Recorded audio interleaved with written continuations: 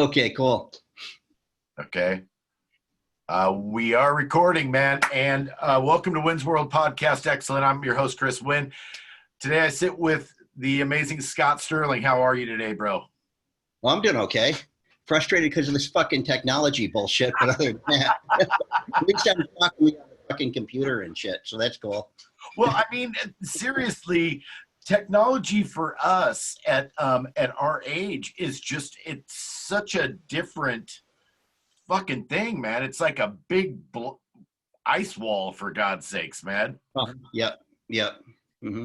And I mean, and seriously, you don't fuck with technology as much. Am I correct? Oh no, not at all, man. I'm lucky if I got a computer. I fucking check the fucking few people that I keep in contact with on Instagram. I know how to get DMs, Right. and I don't even post anything on the computer. The girl that I work with, she posts everything for me. Well, that's amazing to have that kind of help. Yeah, it is. Yeah, she's great. So so when you're building machines and you're taking orders, do you take them via phone or via email or just all of the above? Yeah, email, phone, DMs, Cool. pretty much. And I got a website too that I take them off of. Like, comes up on a big cartel thing, or it comes up in through PayPal. But that's how I get orders and shit. How I mean, have you ever carried a cell phone at all through this whole thing? Well, when I go on trips and shit, I got a little flip phone, Yeah. Disposable kind of phone, burner phone that I keep in touch with my old lady. Right. And that's all that's it. Yeah. I wish that I could get rid of that because it seems like such an anchor sometimes. Yeah. I mean, I'm either at my house or I'm at the shop, and if I'm neither one of those places, you can't get a hold of me, and I probably don't want to be gotten a hold of. That's amazing, man. I love that. So everybody knows who you are, but let's kind of get into the idea. When did you start your art career? When I start tattooing, you mean, pretty much? Just did you draw as a child? Did you? Well, I did some when I was a kid, but I didn't draw, very much after that. I didn't start drawing a lot until I started tattooing. And how did that come about? How did you get into tattooing? How did that find you? Well, I was all tattooed. I got, you're talking about going and seeing Walt daily and shit. Right. Well, I got my third tattoo from Walt up in Spokane, and then I got a couple other tattoos from him. Then I had him do my arm. Yeah. And, and that was in 77 that he started my arm. And, and then when I'm getting tattooed by him, he had this book, The Tattooist, there. And it had, pictures of Ed Hardy in there, and, just a whole bunch of people. And it was the first real book I'd seen on tattooing. And Walt also had a book of these Japanese guys, that are all just about all black, real old Japanese guys with bodysuits on them. Right. I was thinking, man, I want to look like those guys. So I had Walt start my arm. Yeah. And, and he'd only been tattooing for a year at that time. Wow. And, he did my whole arm with Spalding needles, Spalding tubes, Spalding colors, did a fucking great job. And, even, I don't know if you can see my arm here, but, that's fucking 43 years old, and that blue is in there good. I mean, shit, that's a good looking tattoo. Oh, yeah. Yeah. Mm-hmm. It's always crazy because the old colors always seem to just stay as bright as they were when they were put in. I got a dragon from Rick on the inside of my arm. It's 30 fucking years old, man, and that thing is as bright as the day I got it. Right. Well, the inside of your arm, I mean, you don't see a lot of sun and shit. I mean, my back is just burnt out, Who did your blue back? in my back and green. What's that? Who did your back? Oh, Hardy. Oh, nice. Yeah, Hardy did my whole bodysuit pretty much, except for my left arm. Oh, wow. I had no idea. Yeah. That's cool. Yeah, so, I mean, when I got into this, I mean, I was in San Francisco. I got tattooed from Ed. And that kind of gave me a little pass, with all these tattooers and shit. And I was like living off my motorcycle at the time. My bike got stolen. And so I was kind of like living in tattoo shops. I was selling coke to all these tattooers and shit. So I was in tattoo shops all the time, and did a tattoo on myself just to see what it's like to do. When I did that at Hardy's place, Yeah. Outlined it there, and I shaded it at Lyle's, and Lyle said, if I wanted to learn, he'd teach me and like that. And I didn't think I wanted to do that for a long time. I mean, probably 8 months or a year or something before I decided I was going to do that. And Lyle gave me a shot and started tattooing there. And that was it. You never left. Uh-huh. You never left. What's that? And never left. Yeah. Uh-huh. Yeah. It always seems to be like that, man. You know what I mean? Especially in the early days. It was like guys either just really wanted to do it or they just kind of slipped into it. Uh-huh. Right. Yeah, I think tattooing finds you. You don't find tattooing. Without a doubt, man. I truly find that, because I love to get tattooed early on. And I love the designs and I love that stuff. And I drew as a kid, man, forever, but to be a tattoo artist, and it wasn't really in the cards for me. And then my cousin was just all like, dude, you draw really good. You should be a tattoo artist. And I was like, what? It's like, go talk to Rick. And I was like, yeah, I went down to talk to Rick, and Rick is like, yep. Give me some cash and show up on Monday. You know what I mean? Kind of thing. Oh, so that's how you got into it. You kind of like paid him for an apprenticeship and shit. Well, I did pay for my apprenticeship. I was a journeyman carpenter for years, and I got injured on the job. And it basically what had happened was I got injured on the job. I was the last guy on the job site. Mm-hmm. And I hurt my hand really bad, my whole forearm, and was just blew up like a big old brick. And I ran to the hospital, and they go, "Did you do this at work?" And I was like, "Yeah." So they filed a workman's comp claim, and back then if you filed a claim, they just fire you. You know what I mean? And I remember the next day, going in, and they're like, "All, you got to get out of here, dude. This isn't, you weren't at work." And I was like, yes, I was, man, and it's just a big ordeal. And I went home and told my dad. My dad called his lawyer the next morning, man. And we ended up filing a lawsuit against it. And so the company that I was working for ended up paying for my apprenticeship and paying for me to live throughout my apprenticeship and a little bit. So I was very fortunate as far as that. And once I got into the tattoo shop, once I got into Burt Grimm's, there was no way you were pulling me out. Mm-hmm. Right. It was intoxicating, man. You know what I mean? Back in the day. Yeah. Yeah, I know what you mean. It was scary, Scott. You know what I mean? It was scary, and it was alive, and it was breathing, and it was, not that it isn't doing that today, but but back then it was just a different monster. You know what I mean? And it was so much fun, man, to just not know what was going on. And before I'm sure, you know what I mean? Like every day before you started doing those tattoos, you'd grab a bunch of coke and take it to the tattooers, and it was cool. But from that point on, you just really kind of get this need and this want to create and to be in that atmosphere. So, right.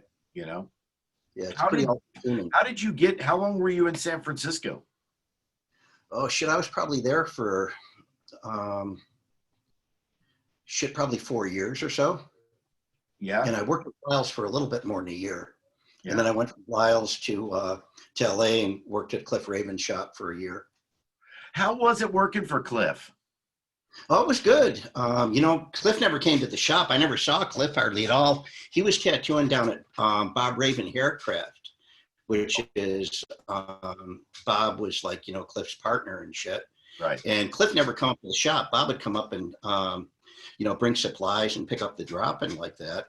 And Cliff just stayed down there and tattooed. Like the whole time I was there, Cliff was only in that tattoo shop once, and he did a tattoo that day, because I was busy. And I think I was the only one there, and there was a couple of people wanting to get tattooed. So Cliff sat down and did a tattoo on one of them. Yeah.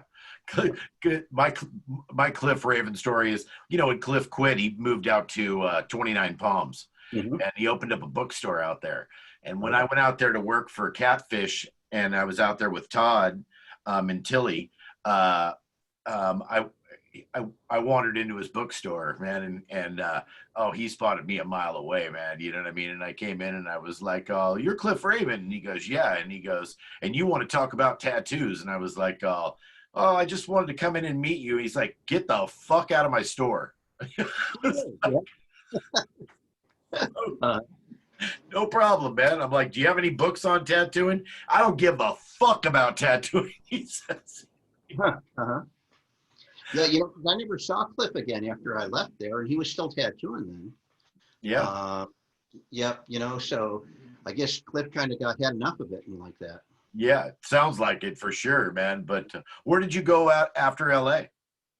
Well, I was working with Kevin Brady at Cliff's shop, and then Kevin went out to Indiana and opened up a shop, like John Cougar Mellencamp, like kind of like fronted up the money for the shop. Yeah. And I went out there and worked with Kevin. And like, I don't know, the first week I was there, we got a letter in the mail saying that we had to become doctors or quit tattooing. And, you know, that wasn't going to happen. So the shop got closed down. And from there, I went down to New Orleans because Kevin was working, went down there and worked at Mardi Gras with Jackie Gretchen. He said I could probably get a job with her. So I went down there, worked with her for a little while, and then ended up going over to Biloxi, Mississippi and working with Sailor Moses. Dude, Kevin Brady was an interesting fellow, man. I got to meet him a few times in his last years, man, and I always really he was just such an interesting and what an amazing artist. Yeah, no shit. Mm-hmm.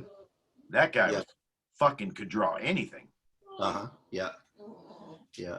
And how did you learn how to build machines? Did you learn to build from Sailor? No, it was well, when I started out at Lyle's, Lyle gave me a couple machines. Yeah. And I asked him, you know, which one's a liner and which is a shader, and he said, you know, it just depends on what needle and tube you put in them. And I'd been tattooed enough where I knew there was a difference and shit. Right. So I went over to Hardy's place and looked at a whole bunch of machines. He had like a little tackle box full of tattoo machines, and just looked at them all and tried to figure out the difference between a liner and a shader. Took them back down to 7th Street. Lyle had a little machine shop down there and kind of took everything apart and started modifying shit. And, you know, built myself a couple of machines, you know, just by changing the machines he gave me. And, you know, that's kind of like how I started. I hadn't even done another tattoo at that point in time. Right. And, you know, I did that. And then, you know, people would come into 7th Street to Lyle's shop and they'd bring in old machines or like new machines, you know, mostly Spalding Supremes. Right. And they would, you know, we'd buy them for like real cheap. And me and Lyle would buy them and I'd, you know, put them together and, you know, or kind of modify them and shit. And then we'd sell them to tattooers that were coming through at the museum and started doing that. I did that and started working on machines for guys at the shop there a little bit. And, you know, did that through there. And then, you know, when I was at Cliff's, I was, you know, just fucking with machines a little bit. And then when I went out to Biloxi, you know, I was real close to Paul Rogers and I would ride my motorcycle over and see Paul and, you know, hang out with him. But I didn't know enough to even, you know, learn anything from Paul, really. Yeah. I mean, I learned a little bit, but, you know, I just didn't know enough. And really started doing it. How was it just sitting there and just, I mean, because I'm kind of like that. I'm not a machine builder. I can put one together. I can set it up, and I know the difference between a liner and shader and get all the logistics. But I've never been a machine builder. But I watch Catfish a lot, building the Jim Dandies. You know, I obviously watch Norm a lot, building his machines. Some watching Danny a little bit, build some of his machines here and there. But you always catch a little bit, but it always seems so overwhelming. Mm-hmm. Right. I mean, when did you start first casting your frames and your own, or? Oh, I never cast any frames. Nope. You know, when I really started, you know, doing it for profit, I was over at China Sea working with Malone. He was making outliners like Rollamatics out of Supreme frames. And, we had a box in the back room or the bathroom that had a whole bunch of machines and parts and frames and shit. And I took all those things and built them into shaders, and we took them to a convention in New Orleans, sold them all. And after that, somehow I knew that this guy in Australia had a whole bunch of Jerry frames. I guess Malone must have known. And me and Candy went over to Australia on like vacation, and I went to this guy's shop and picked up all these frames, brought them back to Hawaii, and had them all milled and drilled. And that kind of started me off with those. Oh, wow. And that's kind of like how that went. Mm-hmm. Let me just ask you a question. In your collection, how many machines would you say that you have in your collection? Right now? Yeah. 3. Wow. Yeah. Yeah, I got 2 2 lightweights that this kid built, and I've got 1 bulldog that Jimmy Whitlock built. Wow. And those are all gifts to me, so I don't sell them. Yeah. Yeah, but I got I got a shitload of machines here, but none of them are mine, really. Yeah. Mm-hmm. Well, yeah. I mean, I used to have a hell of a collection of Paul's machines and Jerry machines, but I just sold them all. I don't know nothing. Let me ask you this: Do you regret not hanging on to those at all? No, not really too much. If I had them all back again, I'd just sell them anyways. That's how they don't really mean much anything to me. I mean, I learned what I needed to learn from them by having them. Right. And when I had them all, they just sat in a safety deposit box, and they didn't do me any good. Right. And so I ended up selling them all. I sold them back, most of them in the mid '90s. Perfect, man. I always wonder about that, because there's guys that have such huge collections, man, and obviously the museums and things of that nature. I don't have a lot, man. When I needed some money, man, I sold, I had a couple of sheets of old Colonel Todd flash and some Shaw flash and stuff like that I had to sell after I got divorced because I was broke as shit. But I've never really collected too much other than stuff from friends that was given to me. Right. Yep. I mean, that's all I got is machines that people have given me and like that. I'm going to go in another room here. My fucking dog's growling and shit in the other room. She's old and she don't know what the fuck's going on most of the time. So, is that your machine room? Yep. That's my machine room. It's rad. Small. Yeah. It's small. Everything's all cluttered up and shit in here, but you don't need a lot of room. Nope. Mm-hmm. No. Fortunately, I don't. Yeah, I've always wondered that, man. Like, I know that Godfrey, like Mike Godfrey, has this huge machine shop, and I know he does everything from scratch, you know what I mean, or whatever. But I always feel better in a small space. Right. I've always been the biggest tattooer, and I've always been in the smallest booth in the fucking building too. Oh yeah. Right. Yeah, like my booth here, man, is my podcast booth is literally 6 by 8 maybe at the most. Right. And it also works as guitar storage, art storage, book storage. Right. Drum set, you know what I mean? Whatever. Mm-hmm. But what are you working on now? Are you working on anything fun? As far as machines go? Yeah. I just started doing a copy of a J.G. Russell frame. Russell was a tattooer from Pittsburgh, and he made a frame, and I'm copying that right now. I mean, I'm having it done on a CNC. I'm not doing it myself. Yeah. Whitlock down at Lucky's does them for me on a CNC. Oh, nice. I was wondering how you got your frames done. Yep. And like before that, Spalding used to do my frames. Right. Mm-hmm. Do you use your own machines tattooing? Oh yeah. Yep. Yeah, that's all I use. And I'm using a different machine almost every day. So do you build, tattoo with it, and then sell it? Yep. Mm-hmm. Yep.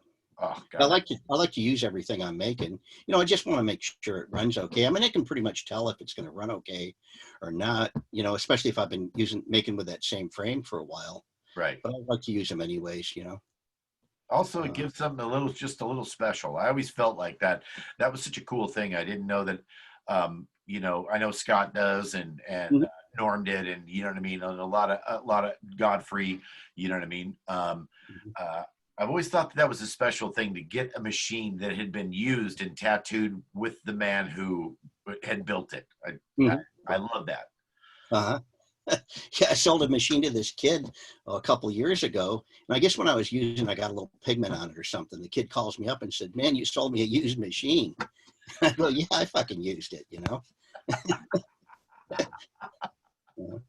Dude, that would have been classic to hear that. I know I had some kids one day on the internet. I posted some traditional rose mom thing, you know what I mean, that I did, and this guy sends me a message and he says, "You stole my pike roses." Oh And yeah. yeah, and I was like, "Bro, I'm from the pike, dude." You Uh-huh. know what I mean? Like, you're stealing from me. You know what I mean, kind of thing. But do you still love to? Do you still paint? Hmm. Yeah, Yeah, some, yeah, not a real lot. I mean, most of my time at the tattoo shop, I'm sitting working on tattoo machines, just getting parts together. At home I spring them and solder them and shit like that. But at the shop, I try to get my parts together and get them in machines and like that. yeah. But I still paint. Yep. That's rad. That's beautiful. I love Yep. it. I don't think that anybody who really loves tattooing like that would ever stop. Stop what? Tattooing or painting? Either. Until my fucking hand can't hold a machine, I'm gonna tattoo. Yeah. Well, I think your eyes are going to give out before your hand does. Dude, that's the truth. These are Uh-huh. like literally these are 300 magnifiers. And I Hmm. never thought that I would get there. And Freddie Negretti said, "Oh, you'll get there." Uh-huh. Right. You know, and my next Yeah. step is prescription magnifiers. Uh-huh. Yeah, that's what I wear when I'm tattooing is like real close-up ones where my focal points, like 12 to 18 inches from my face. Yeah. When I can see real good. If it's like somebody's 3 foot away from me, everything's just a fucking blur. Uh, how's your vision and distance? Oh, it's okay. Uh-huh. Yeah, With glasses on. yeah. I mean, I can take my glasses off, and anything that's 3 feet away, 2.5, 3 feet away, I can Mhm. see pretty damn good. But Right. the minute I get anything this close to done, Uh-huh. Yeah. Well, can't see. that's like when you get to be 45, that happens, mid 40s. Dude, yeah, that's exactly when it There happened. ain't no getting around it. It happens to everybody. I know. So, are you working on any fun projects tattooing now? No, I'm just pretty much a shop tattooer. I just do whatever comes in the door. Every now and then I'll do something a little bit bigger. Yeah. But not too much. Mhm. You still love it? Oh yeah, I love tattooing. I'll do it until I don't think I can do it very good anymore. And it's getting close now, where I don't know if I'm, that happy with the tattooing I'm doing. I mean, there's certain things I do better than I ever have. Yeah. Big things that, you have to lay out on the body and like that. Just because I have more experience, I know, Right. what looks good and what doesn't look good. But little fucking tiny shit, man, I don't even do it anymore. There's somebody in the shop that can do it better than me. Yeah, I don't So, see that. Yeah, I don't.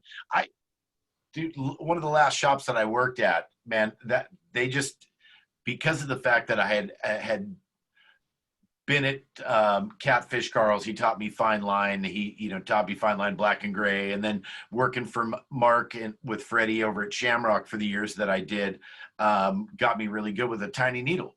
mhm. So he exploited that a lot. You know what I mean? And I finally got to the point where I was like having such a problem seeing it that I was just like, I'm done. And I actually had to leave the shop because I knew he wasn't going to let me out. You know what I mean? Of Right. doing that stuff. I mean, I still like doing fine line stuff, but yeah, anymore, I think that it's just really good to be able to do what you want, you know? Right. Yeah. Uh-huh. Yeah. And I'm at that point now where I do what I want and I do what I think I can do good. And if I think I'm going to fuck it up, I don't do it, you know? I mean, I don't have to do it for the money anymore. Yeah, right, Uh, right, right, you right. know, I just do it because I like to do it, you know. Isn't it fucked up, Scott, that wisdom is always wasted you know, we wish we had this wisdom when we were fucking 35, 30 Yeah, years old. sure. You know what I mean? Uh-huh. Now we're all old and we fucking got it halfway figured out, man. And it's almost over. You know, it's almost over. You know what I mean? Uh-huh. Well, shit, man. Let me move this fucking light here. I don't even know if I have it halfway figured out or anything. I'm going to turn these fucking lights off in here, too. I got a million goddamn lights. I got fucking 6 lights in this room and like 2 banks of lights overhead so I can see what I'm doing, making machines and shit. Dude, Scott, you're preaching to the choir, man. I have 2 huge lights that hang over the table when I'm tattooing, painting, drawing. If it's not as bright as the fucking sun in there, I can't do shit. Right. Uh-huh. The only thing I can do in the dark is play guitar. That's it. Oh, yeah. Uh-huh. Yeah, you know, you were talking about Freddie and like that. That guy's fucking amazing, man. You know, I think he's like 66 now or something. He tattoos better than he ever has. Dude, you know? I think it was last year or the year before, he did a portrait of Jesus on the back of my leg. And I was fucking his hand was as smooth as butter. Mm-hmm. He just keeps getting better, I think. Yeah, no shit. Mm-hmm. Yeah, I mean, how the fuck do you do that with all that, you know, real fine line stuff at his age, you know? I mean, he's incredible. I think that he just kind of gets it. I don't know. You know, I think that there are some people that are they're, you know, blessed in artistic ways, man. You know what I mean? And they just, and their paintings get better and they're, you know, they come, you know, it's really hard work. And I keep trying all the time to just be as best as I can and do the best clean tattoos as I can. But then you look at Freddie, man, and Freddie's just crushing it still. Yeah. Mm-hmm. You know, and at the top of his game at 66 or 67. Yeah. Right. Yeah. No shit. Mm-hmm. Yeah. So, you know, so what does retirement look like for you, Scott? Retirement looks like, you know, building machines. I'll keep doing that until I can't do that very good anymore. Yeah.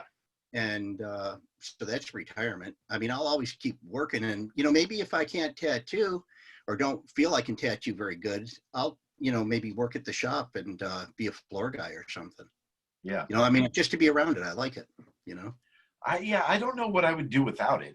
People have asked me that, and they're like, "Oh, so what's going to go on when you retire?" And I go, "Man, I'm just going to slow down and just keep doing what I'm doing." Right. Yep. You know, I couldn't imagine like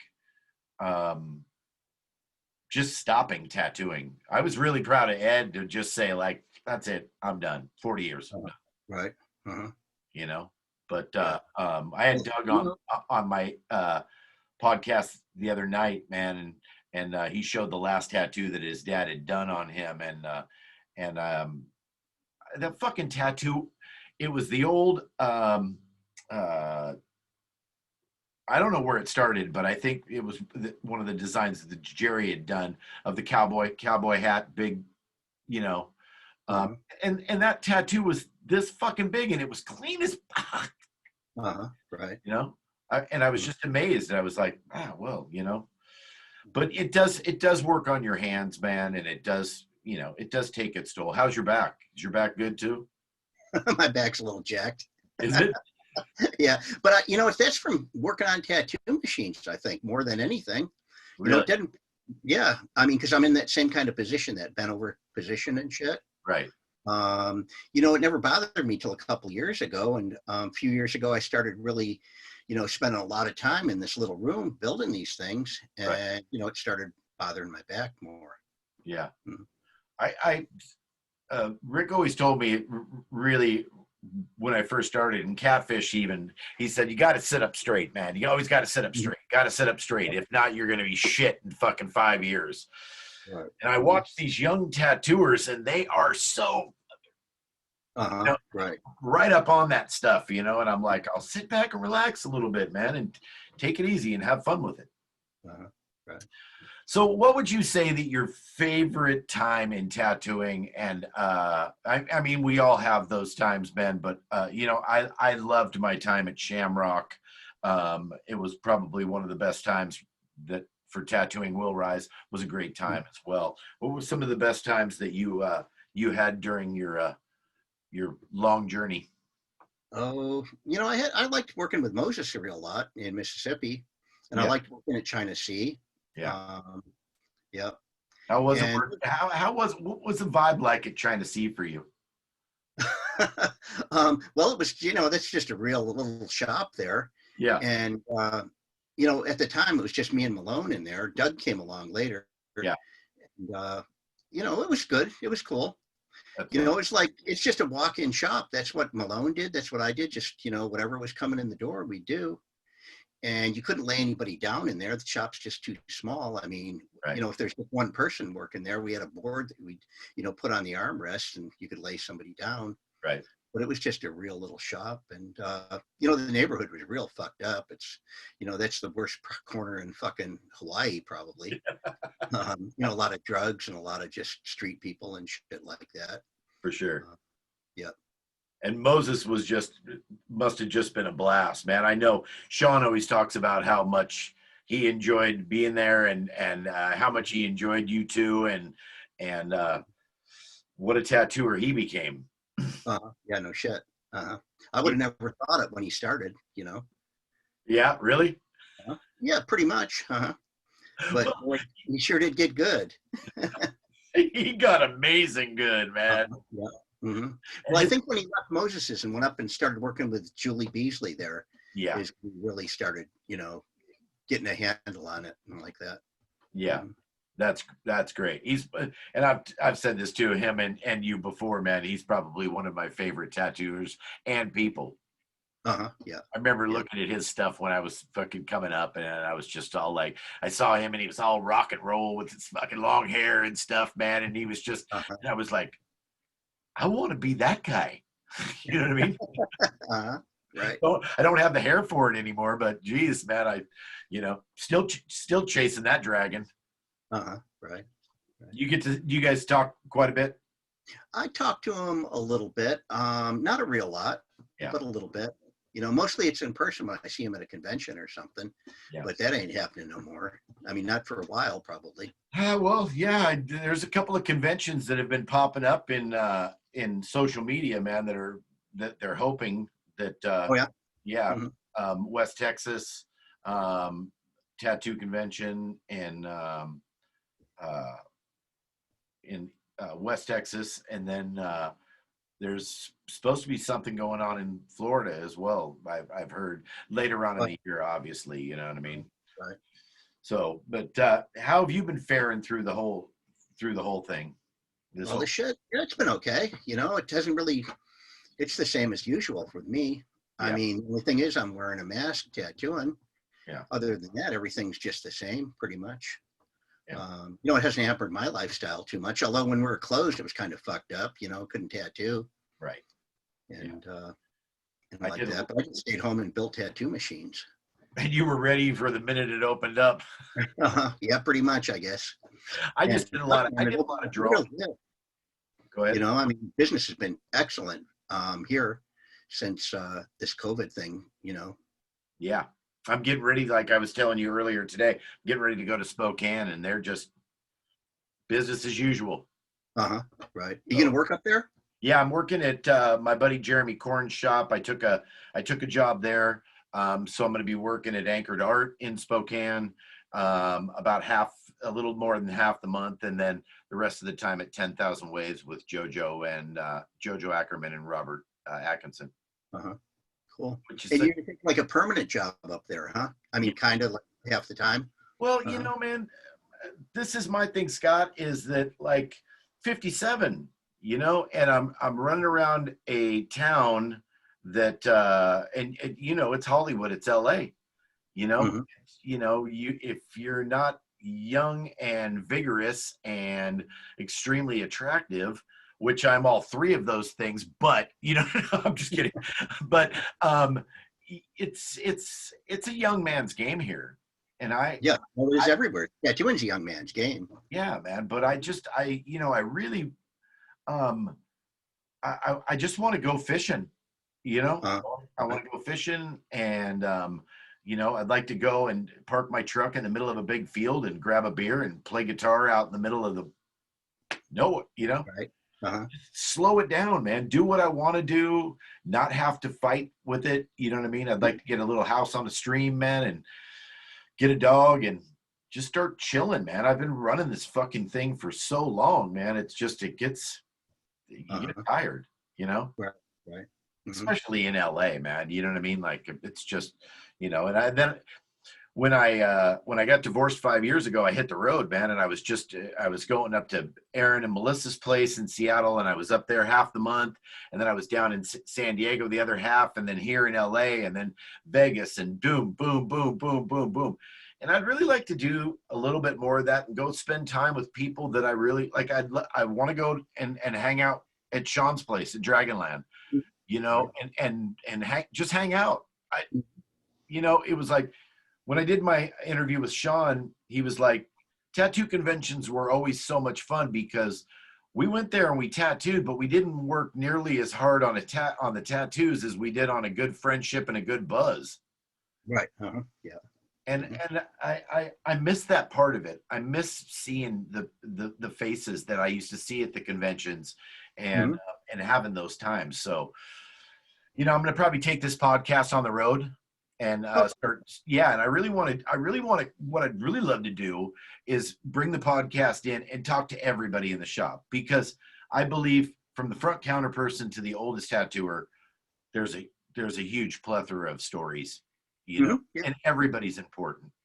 Right. You know? So I think that's kind of going to be my summer next year. I'm going to go up through the Northwest, go back down the south, you know, the East Coast, back down the south, go see Eric Perfect, go see the boys in North Carolina, go see, you know, Yoni and stuff over in New York. Go just, you know what I mean? Just kind of roll around and do some, have some fun. I'm going to fuck off is what I'm going to do, Scott. Well, that's the nice thing about this business, you know, it allows you to travel around and like that a little bit. Dude. I mean, I'm dying to get back to Japan. Did you ever make it to Japan? Nope, never been to Japan. Oh, nope.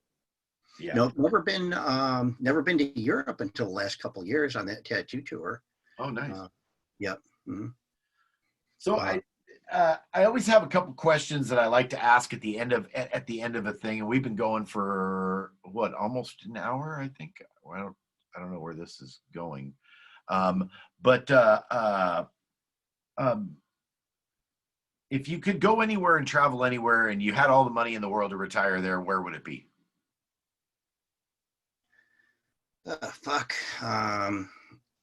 To just stay in one place, you mean? Yeah. If I had all the money in the world and could do whatever I wanted to, I'd just travel all the time. You know? You know what, Scott? I love that down no place. Dude, I love that answer so much. And the reason I love that answer so much is it's kind of a trick question, because like, if you had all the money in the world, why would you settle anywhere? Right? Yep. So, right. I'm going to have to stop, because after asking you and you getting the right answer, I asked Freddie Corbin, and Freddie Corbin said, I'd have 4 houses in 4 different places and just travel in between them. And which is exactly what any of us would do, really. I mean, once you get the travel bug, it's just great, man. So, but what's your favorite kind of ice cream? Do you like ice cream? Oh yeah, I'm real big on ice cream. Any kind. Any kind? No favorite? Nah. Well, mint chocolate chip, I guess. Oh, dude, you're preaching to the choir on that one. That one's a good one. What's your favorite snack food? Oh fuck, I don't know. If you say ice cream, I'll ice cream. Pretty much. Yeah. So what are your plans for the holidays, man? Are you just going to hang back with the wife and just kind of chill out? You got some family coming over? No family's coming over. I'll probably just hang out here with my wife. Yeah. How long have you guys been married? Oh, fuck. I've been married to her for 15 years. But I've been with her for, I don't know, 23 years. Wow. How'd you meet her? How did I meet her? Yeah. I was on vacation back in New York. I'm from Syracuse, New York. Right. I met her back there. And, you know, and then she came over to Hawaii and been with her ever since. Mm-hmm. Wow. Yeah. That's amazing. uh, You know, I don't know. Was it love at first sight? Maybe, kind of. Yeah. Uh-huh. I always like to know that, man, because, you know, as tattooers, there are so many things that come across our plate. I mean, whether it be, you know, antiques or guitars or whatever, women, Mm-hmm. whatever, that when you see something, you're just drawn to that. You know what I mean? Uh-huh. Right. Mm-hmm. And that's one of the things that I'm always, because there's so many people that, you know, that just believe that relationships now are disposable. Right. Uh-huh. Yeah. You know, Mm-hmm. the grass is always greener on the other side of the fence, which you and I both know it's just as dead on that side as it is over here. You know what I mean? Yeah, So pretty much. Uh-huh. as long as you water your yard, man, and you keep your water, you keep your side clean, man, it's all you got to worry about. Mm-hmm. Right. But that whole, you know what I mean, like relationships, it's great to have a partner, man, that you really are best friends with, you know, and you can Right. spend that time with. So Yeah. glad for you. Mm-hmm. That's cool. Yeah. Well, anyway, Scott, well, thank you so much for joining me, man. And I'm like, thank you for also helping me figure out Zoom. Uh-huh. This is my first, man, and I'm glad it was you. I really am. I couldn't have been more happy to be able to sit down and talk to you, and we'll air it out real soon. I'm going to put it up on YouTube and up on social media on Christmas. So also, there's one thing that I would like to ask is if there's something that you some advice that you would give to a young person tattooing today, what would that be and why? Well, you know, if you can't draw real good, you know, find some other kind of work to do because, you know, it ain't happening. This business ain't happening like it used to be. Yeah. Unless you can draw real good, do something else. Which is my suggestion. I mean, because there's just so many people that can just draw so good, and that's what makes a good tattooer is somebody that can draw real good. It's not like it was at one time where, you know, when I started, everything had an acetate for it, all off the wall. We did very little custom stuff. Right. You know, you didn't really have to know how to draw that great. You know, and at one time, you know, it was helpful if you could, you know, put on a tattoo real efficiently. Now it doesn't matter. I mean, these people will sit there and, you know, work on a fucking tattoo forever. You know, to get a real nice picture or do whatever, they're getting paid by the hour. You know, it's not like, you know, I mean, you started at the Pike, you know what it's like. Oh God, yes. Right. Uh-huh. Dude, I remember the days of fucking being at Catfish's and out at Todd's place out in 29 Palms. And we would do 40 fucking tattoos, 45 tattoos a day. Dude, Catfish would come up on my shoulder and he's like, oh, you almost done with that one? Uh-huh. How long are you going to take with that one? It's a fucking bear. You know what I mean? Like, you know what I mean? Like, I remember him doing that, just putting his hand on my shoulder and he goes, you're almost done with that because if you look out behind here, there's 30 other guys that need to get tattooed. So let's chop, you know? Right. Mm-hmm. Yeah. But we were stacking money back in those days. Woo! Uh-huh. Yeah. And I wish I would have saved some of it. Yeah, no shit. Well, you know, my advice to somebody in tattooing is, you know, nobody ever thinks about, you know, what's going to happen when you can't tattoo anymore or something. Everybody gets to that point where they can't fucking tattoo anymore. And Everybody. you know, everybody, pretty much. Well, yeah, pretty much not, and do it, you know, and make a living at it. Right. You know, I mean, Bert Grimm did it, like, you know, till he was pretty fucking old, you know. Well, he was 82 or something like that, I think. Till He's even a little older than that. Yeah, maybe. You know, he loved to tattoo and he kept doing it, but, you know, he didn't do it as good as he did when he was younger. Right. I mean, everybody's got their time in tattooing where, you know, that they were really on top of their game for that particular time. Right. You take somebody like, even, you know, even Colonel Todd, like right now, he wouldn't be able to do what people are doing now. But the people that are doing it now are doing it because Todd did it, you know? Oh, right. Uh-huh. Right. Yeah. I mean, they're all standing on his shoulders, you know? Yeah, and that's, you know, one of the reasons that I wanted that I do this, man, is because I want to realize that like, I was talking with Mike Pike last night, and we were texting back and forth. And, I just said, thank you. And he was like, what's up? I go, because we're brothers, dude. We're brothers. Because if your dad wouldn't have helped Rick, I wouldn't fucking be here. Right. You know what I mean? So Mhm.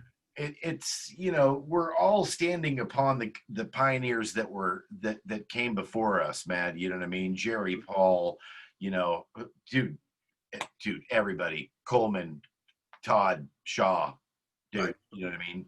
Yourself, man, you know what I mean? You've been tattooing. How many years have you been tattooing now?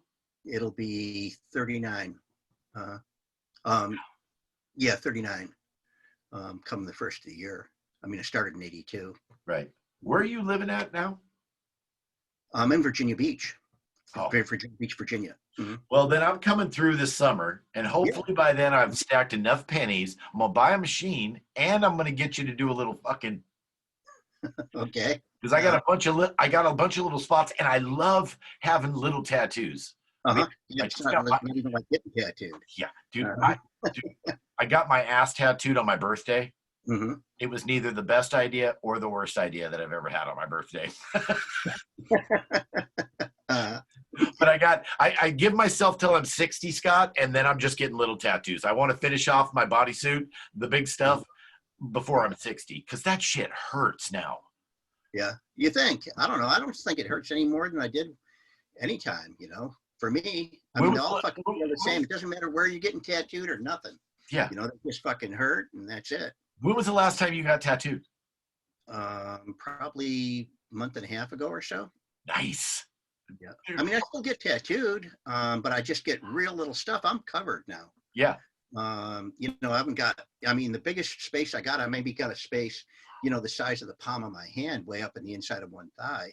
Yeah. Other than that, it's like, spaces like half my little finger here and there and shit. Yeah. I'm just completely, more or less out of space. I mean, I got nothing on my hands, nothing on my neck, nothing on my face, but that's all going to stay clean. Yeah. I don't know what I want to do when I grow up. I don't want to fucking cut my options off, I might have to be a greeter in Walmart. Dude, I actually, I have a pretty good impression of Elvis. I think I'm going to go to Vegas and start marrying people as the tattooed Elvis impersonator. Hey, that's okay. Mm-hmm. Yeah. Why not, dude? I can be drunk. I can be Elvis, and I can be warm. I don't see any other, you know what I mean? Maybe I could do some tattoos. I don't even know. But anyways, thank you so much for everything that you do, for tattooing, for the guys, that you've brought up throughout the years, man. They all speak so highly of you, and I'm just mad respect and love over here, bro, for sure. Well, hey, thanks for having me on this thing. It's been cool. Yeah, totally. And we'll catch up soon. Like I said, probably summer. Hey, definitely check me out. I work at Ancient Art Tattoo. Used to be Crow Shop. Oh, wow. Oh, yeah, dude. Oh, yeah. Cool. Well, I'm definitely stopping by. Okay, cool. All right, man. Peace and love. Merry Christmas, bro. Okay, I will talk to you care. soon. Cheers, man. Okay. Have a great night. See you then. Adios. All right. Bye-bye.